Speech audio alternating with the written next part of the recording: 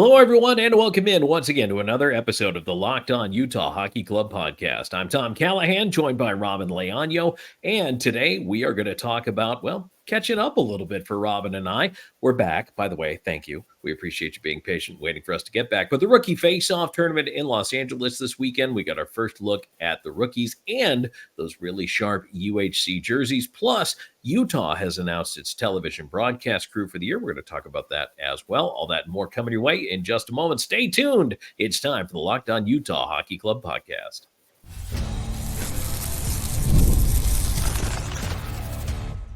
You are Locked On Utah Hockey Club, your daily podcast on the Utah Hockey Club, part of the Locked On Podcast Network, your team every day. Tom Callahan, Robyn Leonio here with you as we are getting it back in gear here and looking forward to talking a lot of hockey. Thank you so much for making us your first listen each and every day. You can follow us on social media. I'm at Callahan on Air on X or Twitter, whatever you like to refer to it as. Robyn is at Robyn with a Y _Leonio.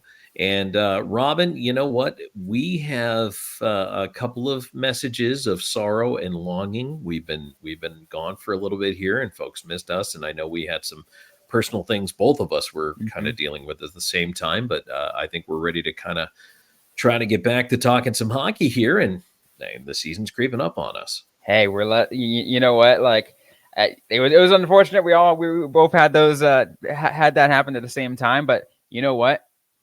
We got hockey coming in less than a month, regular season hockey, because we're already in preseason hockey technically at this point, and it's amazing. I couldn't be more excited.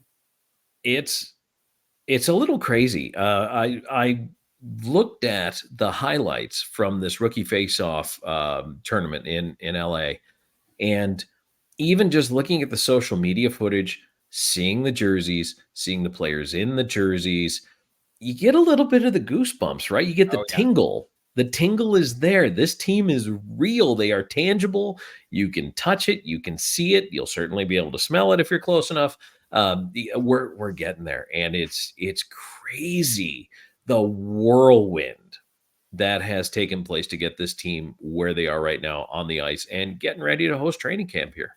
And we're seeing that, right? We're seeing we are front and center viewing this excitement as your host of the Locked On Utah Hockey Club podcast, and just seeing the excitement that all you fans of this show and of the team are showing day in and day out. And just honestly, Tom, and again, I've said it multiple times before. The everydayers already know what my thoughts about this are, but I'll say it again if you are new to this show. It is such a breath of fresh air seeing the excitement for this hockey team, and B, being able to talk about the hockey. Really, that's you know what? A lot of the bread and butter of the future of Utah Hockey Club is on the ice right now, playing games that, do they matter in the standings? No. Do they matter to their futures? Absolutely. We have some players who there are, I'll just say expectations. I don't want to say what kind of expectations, because every player has expectations. They have that weight. You've been drafted or you've been signed, you've been invited to camp, whatever it is, you're on the radar of the UHC for a reason. And so the Utah Hockey Club right now is trying to evaluate that young talent that is going to 2 and 3 years down the road begin to form the bedrock of a team that they hope is successful for a very long time.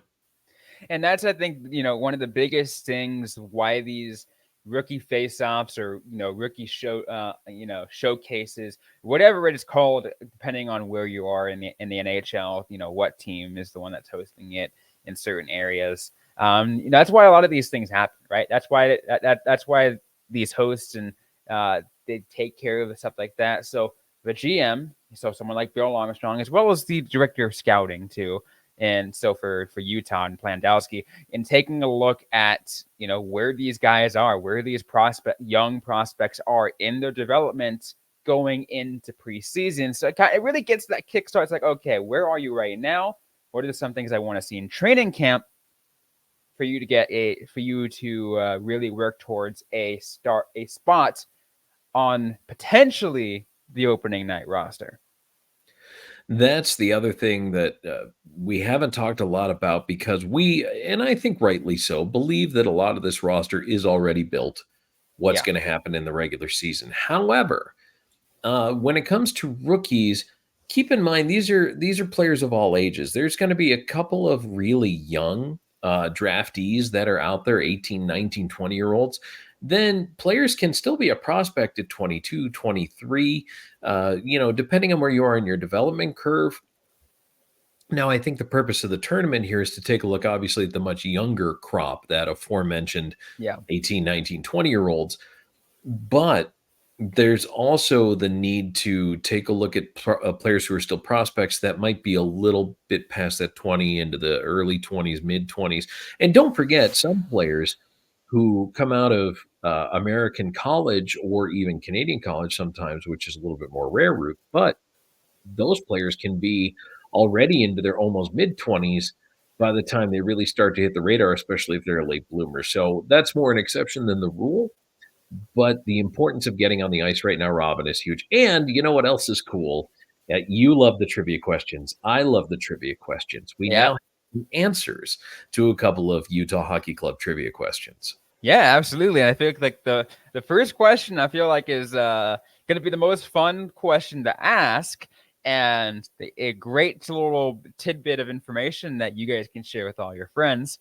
And that is, Tom, who was the first Utah Hockey Club player to wear a C captain's patch on their jersey?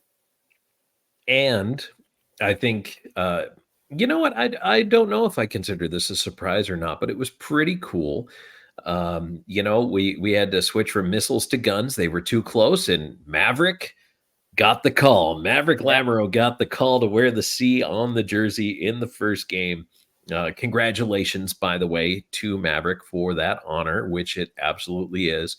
And man, that was just, again, it was cool to see the team go out there in the Utah jerseys, and it just seems now to be so much more real. So that's a cool thing. So we've got that answer, and then we also have the answer to who scored the first goal for the Utah Hockey Club.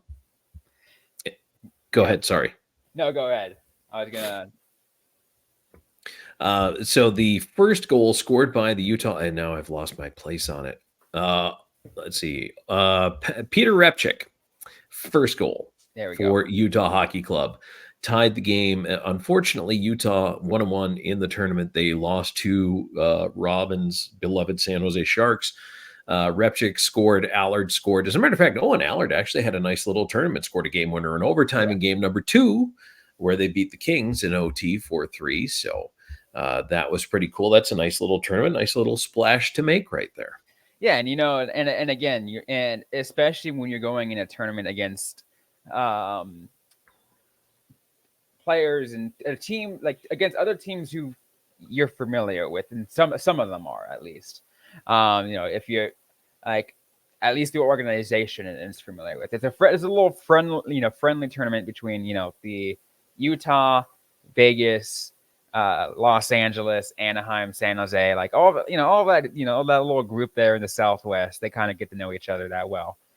It's nice that they do that. And again, it's so I love that they do all that. I do too. I think it's tremendous. I also love that speaking of giving love to Potsy, Steve Puffin, who is the Roadrunners coach and tremendous human being. I adore Potsy, and I'm so glad he is back as the head coach in Tucson. Cannot say enough good things about him as a human being. The cool thing, by the way, to all the listeners out there, maybe if this is your first time listening, Tom and I, back when, Tom was, running play-by-play for the Tucson Roadrunners, and I was covering the Tucson Roadrunners full time. Steve Pavan was an assistant coach at the time. And he's been around. He's been there since year 1. Was he just joining under Van Ryn in year 2? He was there in year 1. He was a skills coach. And there you go. As a matter of fact, if I remember, I think he wasn't actually with the staff when Van Ryn came in year 2. That's when I think he was with us more full time. He would come down, I believe, in year one, if I remember correctly. But I will tell you this: one of my endearing memories is Potsy always has, I'll call them props. But he carries these giant like 2x4s out on the ice and all these different things like tires and cones and whatever. I'm pretty sure he raids thrift shops just to find things that are kind of fun to do the drills. And it's funny to hear some of the guys would complain, oh, he's going out there with those damn 2x4s again. And it would always make me laugh. But it was a way, I guess, of kind of keeping it different for the guys and the things that he would use and the tools that it's not just putting out a couple of cones and having guys, do some tight turns and some stick handling drills. It's kind of evolved in the way they do things now. And you're always trying to find new and innovative ways. And let's face it, look, everybody's got a shorter and shorter attention span these days. You really do have to engage the younger players in order to keep them dedicated to the craft. One thing I'll add to that I absolutely just love to always mention this too, is the difference when it came to media availability between Steve Potvin and Mike Van Ryn in year two. Yeah. Whenever it was available for Mike Van Ryn, if you were a fan of the Coyotes and the Roadrunners, that many years ago, you probably heard that Van Ryn was a bit of a hothead. He would speak his mind and would go off the rails sometimes. And Steve Potvin is such calm, down to earth, this very chill dude. And I always appreciated about him. He was very, very just open and very, he said it as it is, but just in a very calm way. Rhino flat out told me he hated doing pregame interviews with me. And he wasn't mean about it, but he's like, I freaking hate doing these interviews with you. Can you please do them with somebody else? And I'm like, you're the coach, man. People want to hear from you. They do. And he's like, nobody wants to hear from him. I'm like, every coach says that. Wow, they don't really want to hear from me. They do. They want to hear what the head coach is thinking. And I don't mind rotating through the coaches, getting different opinions. And some days he legitimately would not have time. He'd be like, look, Tom, I don't have time to do it today, or I can't wedge it in. Talk to somebody else. And I would. And generally I would talk to Potsy. But, it just, I understand that it's not a priority. The media is not a priority for a lot of the coaches. That's why I appreciate, as a member of the media, both the team media side and on the coverage media side, I do appreciate whenever somebody does make the time and makes your job a little bit easier. We're not idiots over here. We know hockey, right? I mean, people who write for newspapers, do they still have those? TV stations, radio stations, whatever you're covering, maybe we're not all on the same level. We might not have played in the National Hockey League, but we can understand the game. Just like you fans who are listening to us can understand the game and can be taught the game and can learn the game. It's not exclusive to this weird club that you have to pay to get into. No. That's why we're here. That's why we're all here. Yeah, that is why we're here. And so I just want to say thank you to those who do make the job a little bit easier along the way. And some coaches have over the years made the job a little easier along the way. So yeah, but that's why I just wanted to mention, I thought it was cool to see him getting a little bit of extra love there in the NHL.com story. Oh, absolutely.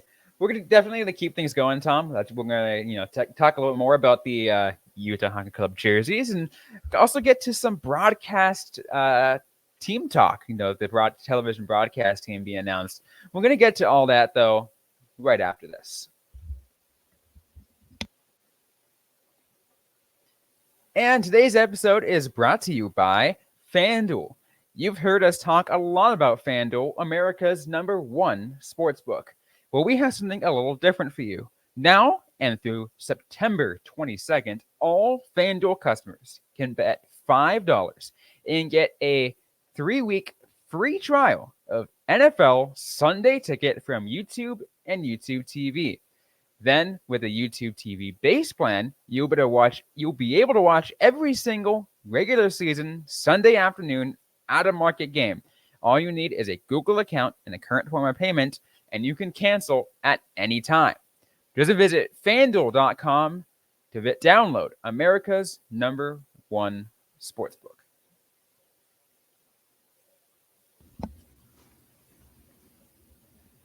keep things rolling, Tom, on this episode of Locked On Utah Hockey Club. Once again, now coming back after, a little bit of a short break that we had going, but we're going right back into it. Hockey is right around the corner. And one of the things that I just love, Tom, we talked about it a little bit. You kind of mentioned it in the Rookie Faceoff. One of the first things we got a chance to actually look at for the first time, Utah Hockey Club jerseys, both home and away. So I'm gonna talk about a couple of things, and I would encourage you to do the same, Robyn, that I liked of what I saw. First and foremost, I really like the actual look of the jerseys. I wondered how I would appreciate them or not appreciate them on a player, and what exactly that would look like. And it was cool to finally see them. I like the colors. I think it's well done. They pop just enough.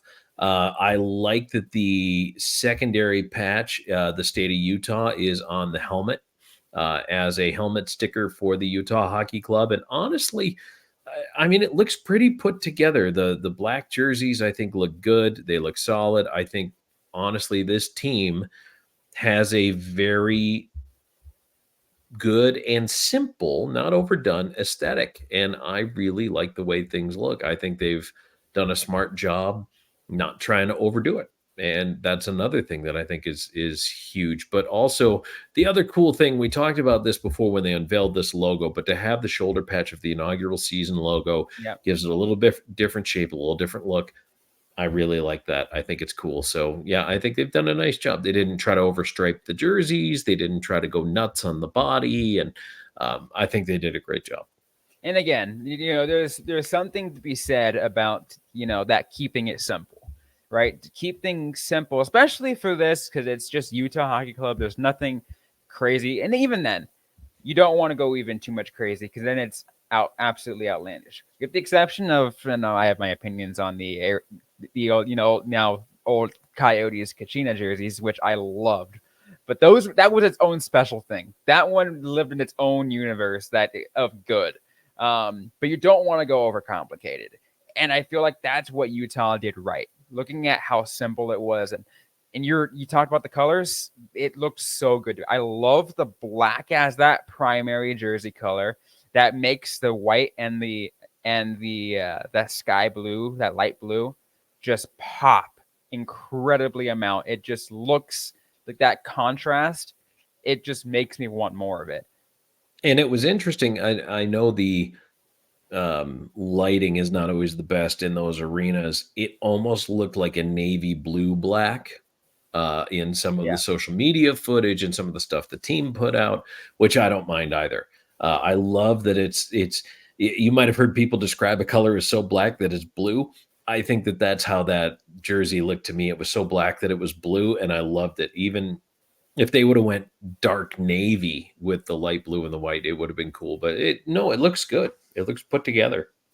Yeah, and to me, I feel like it's like, if I'm like, obviously we're seeing it from the perspective of the broadcast of what was at that Toyota Performance Center in El Segundo, which is a very high contrast is so important. That single camera was really bad. It's not a good camera, but still panning around that high contrast, you're able to at least see things pretty well. But on other pictures and video around from people who were at the venue, you can just take a look at the name and numbers on the back. You were able to read it. Like it's legible. There are some teams out there who don't have that.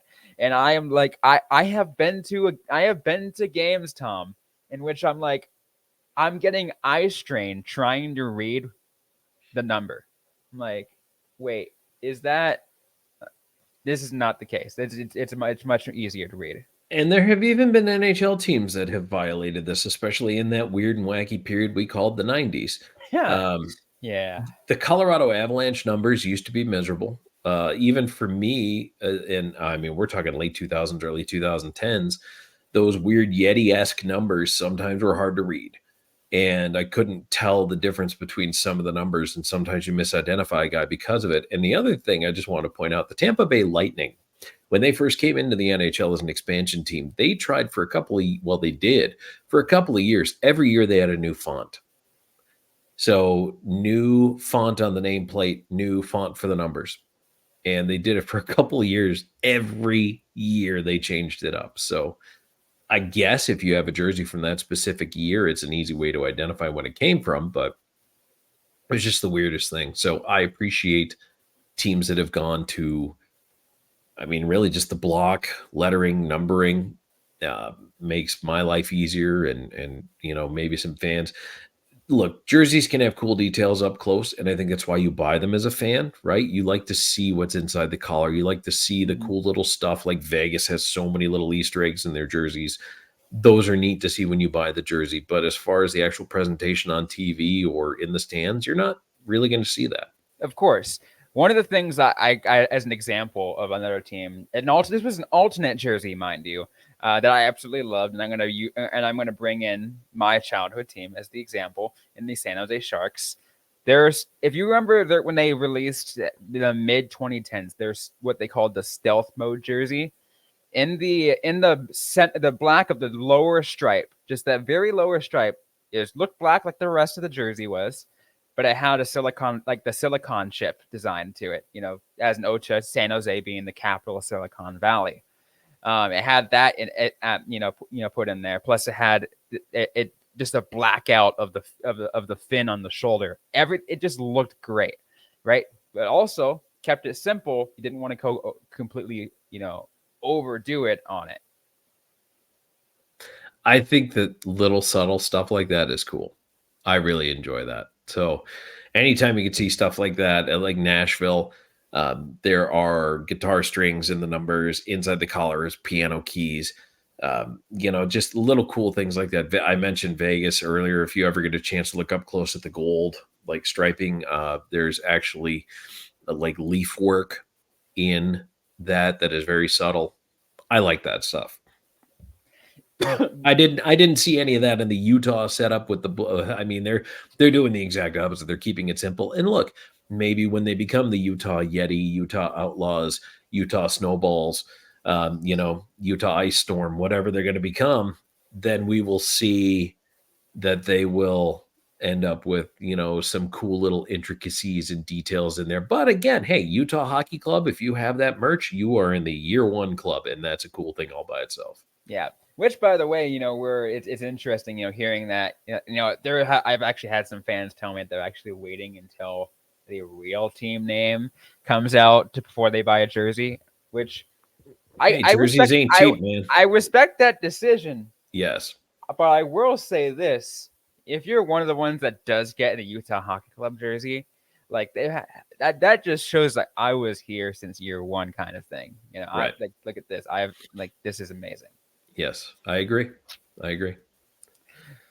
All right, Tom, what we're going to do is we are going to get into some broadcast team talk. Television broadcast team dropped last week. So we're going to talk about that and get our thoughts and just wrap things up right after this.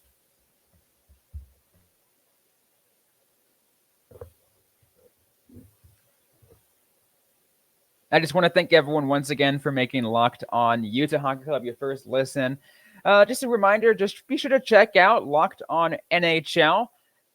5 days a week, you'll hear from multiple different hosts around the Locked On NHL channel, from Western Conference to Eastern Conference. You'll definitely hear it all and talk about all the news going out in the National Hockey League. But right here on Locked On Utah Hockey Club, Tom, we're talking about the UHC, which just announced its television broadcast team last week, which has got everybody excited. I could not be names. I cannot be more tickled that Matt McConnell will continue on. Mm-hmm. Matt's a friend of mine, and I think one of the most underrated broadcasters in the NHL. It's crazy. It's funny. 29 seasons for Matt. And he's worked for the Ducks, the Penguins, the Thrashers, which is where I met him. I was in Nashville when he was with Atlanta. And we've been friends ever since. He's worked for the Wild and, of course, the Coyotes. But just a super guy. Very exciting.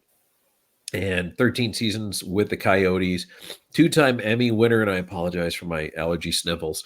And you know what? Just fantastic. 2013 Arizona Sports Broadcaster of the Year.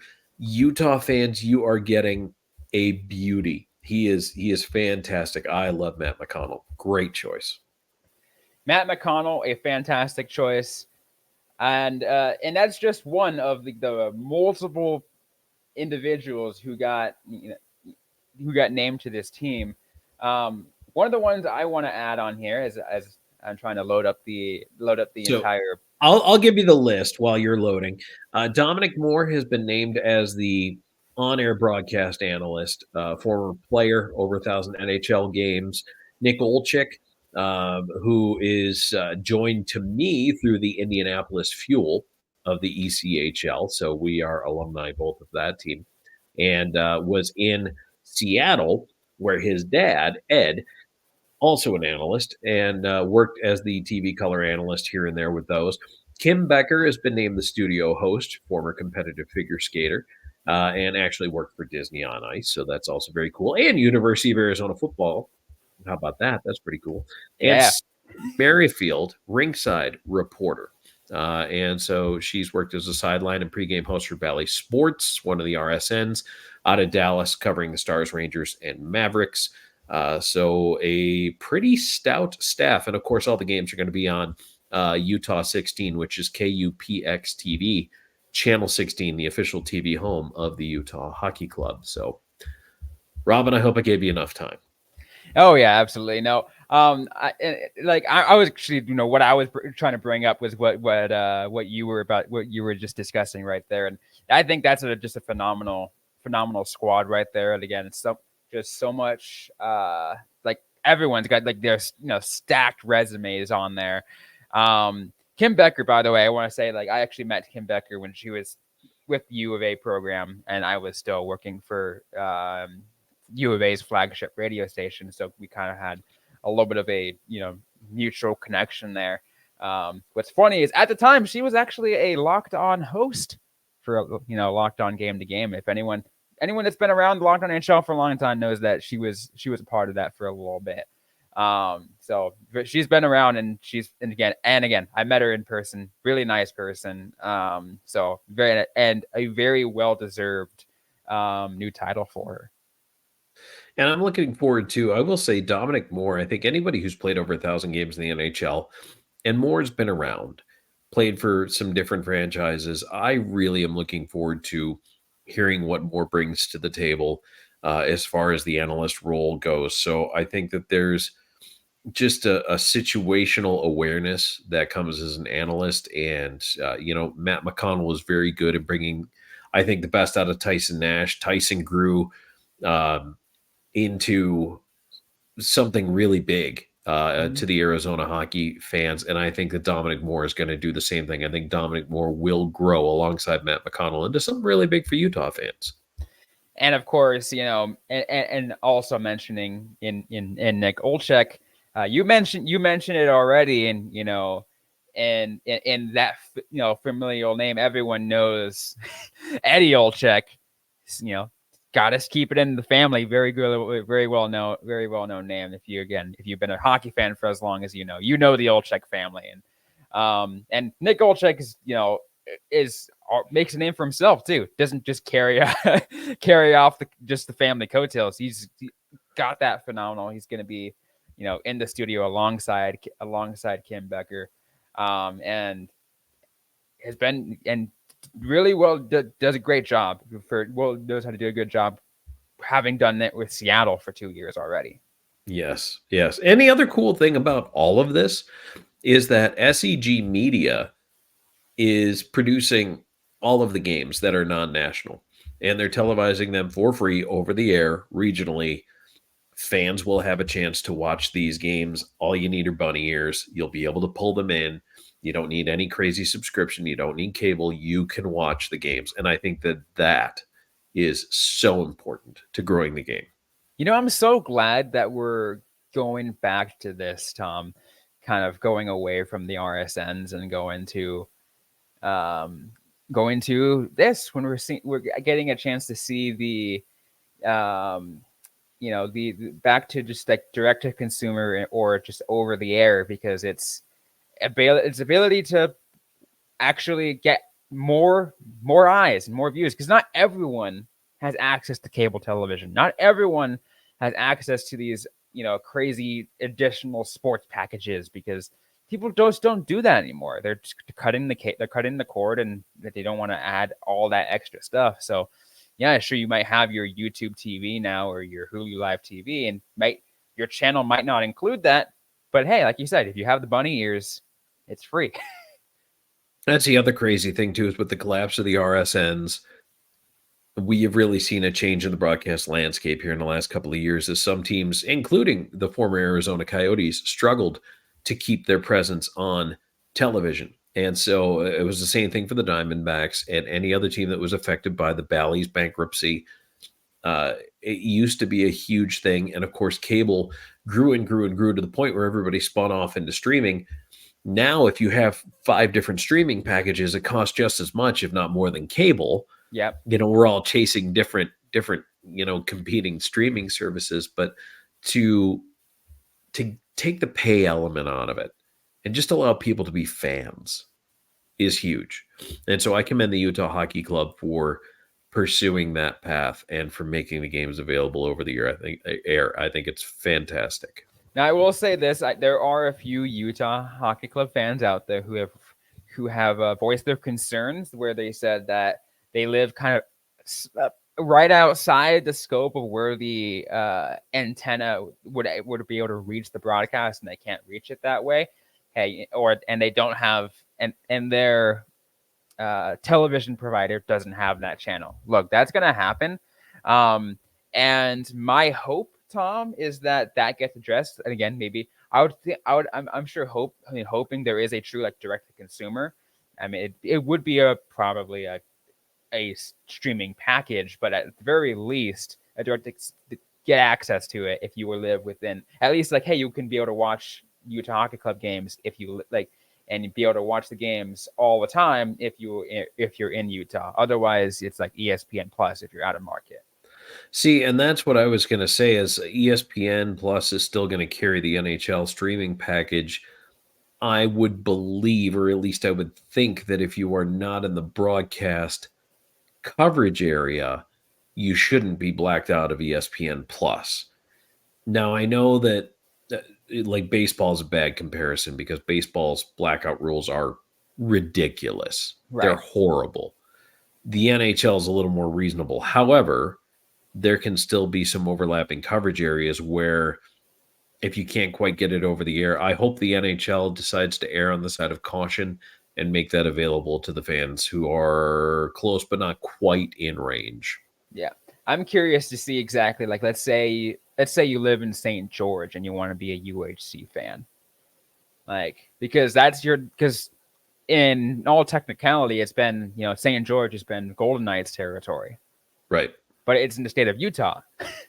Maybe you want to be, because it's your home state. What do you do there? So it'll be interesting to see exactly how it all gets addressed, and then we'll get answers really quickly. Yes, we will, because the first game's coming up here in September. So in a couple of weeks, actually, 8 days? Wow, really? Let me go back and double check that. Yeah, September 23rd is the first game they're going to broadcast, and that's going to be the one against the Los Angeles Kings. That's going to be at Delta Center, 7:00 Mountain Time. Oh, wow. It is here. It's a week. That's insane. Wow. When did the season get here? Robyn, what happened? It just snuck up. It's crazy, because we've been talking. We have been preaching to you guys how it's around the corner. It's around the corner. it's at the back around the draft. It's hey, we're 90 days away. Hey, we're 70 days away. Hey, we're 60 days away. And now It's oh my God, the NHL season is in less than a month. What happened? And it's here. Here we are. Okay. Well, we'll figure it out, I guess. We will. But any final thoughts before we close things off on this episode? Just looking forward to it, and I hope, folks, if you did get a chance to check out some of the rookie action and you're as excited as we are, I mean, training camp's coming, first games are right around the corner, and Robyn, I mean, it's such a great time to be a UHC hockey fan, and hopefully that, folks, if you do have questions, please reach out to us, let us know. If there's topics you want to hear us tackle for shows, if you need answers to things, I mean, obviously we're not a ticket rep for UHC or anything like that, but we, on ice, off ice, we'll try to do everything we can to answer those questions, guide you through the process here, and help you in year one with this hockey team. We look forward to seeing you grow as fans as well. Yeah. And it's an exciting process. It is our hope that that like we are kind of like that extension for you guys as the pulse of the Utah Hockey Club fan base here. We're trying to, we want to be your eyes and ears of everything that goes down, closer that normally you guys can't see, then we can that we can provide for you as long as we're able to, and anything else you guys want to know as a fan. And again, we want to be that connection for you guys as much as you can, so you guys can be those Utah Hockey Club super fans. Absolutely. We're going to produce the best, brightest, most educated fans. 100%. Well, that's going to be it for this episode of the Locked On Utah Hockey Club podcast. If you liked what you heard, don't forget to leave a review, like, comment, and subscribe if you have yet to already. We are available everywhere you get your shows, including on YouTube, SiriusXM. If you are an Amazon Prime subscriber, you can listen to us ad-free on Amazon Music. Don't forget to interact with us on social media. We are on Instagram, X, and Threads at LO_NHL Utah, and on TikTok at LO_Utah Hockey. I'm personally at Robyn_Leonio. Tom Callahan is at Callahan on air. Don't forget, once again, to join our Insider Text Club. It's going to start ramping up a lot more now that the preseason and the NHL regular season is just right around the corner. So be sure to take advantage of being a part of our text club to get access to exclusive content. That's 801-760-9033, 801-760-9033. Your first 14 days upon signing up is free, and you can stick. And then if you decide to stick around with us, well, we hope you do. That's all I have to say. We hope you do decide to stick around us after that, because it's, again, get access to all that extra content on top of listening to us 5 days a week. Once again, thanks again for this episode, and we'll see you guys next time.